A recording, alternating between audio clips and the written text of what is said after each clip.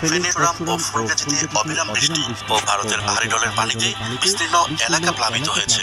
প্লাবিত হয়েছে ৭৫টি গ্রাম। মাত্র ১.৫ মাসের মধ্যেই ৩বার বন্যার কবলে পড়েছে এই জেলা। মরিকুয়া লুনিয়া নদীর পানি বিপদসীমার ৫৫ সেন্টিমিটার উপর দিয়ে প্রবাহিত হচ্ছে। ফেনী পরশুরাম সড়কের কয়েকটি স্থান ক্রমশমান পানিতে তলিয়ে সড়ক যোগাযোগ বন্ধ হয়ে গেছে।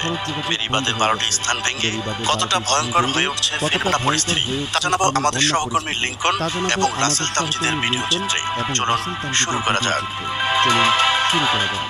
পানি উন্নয়ন বোর্ডের সূত্র মতে ২০ আগস্ট মঙ্গলবার সকাল ৬টা পর্যন্ত ২৪ ঘন্টায় ফেনী জেলায় ১৮৬ মিলিমিটার বৃষ্টিপাত রেকর্ড করা হয়। ফেনীর পরশুরাম উপজেলায় বন্যায় আগেই বেড়িবাঁধের ১২টি স্থানে ভাঙনের সৃষ্টি হয়েছিল। কয়েকদিনের অতিবৃষ্টি এবং উজান থেকে নেমে আসা ঢলে পরশুরাম উপজেলার পৌরসভা এবং ৩টি ইউনিয়নের প্রায় ৪০টি গ্রাম বন্যায়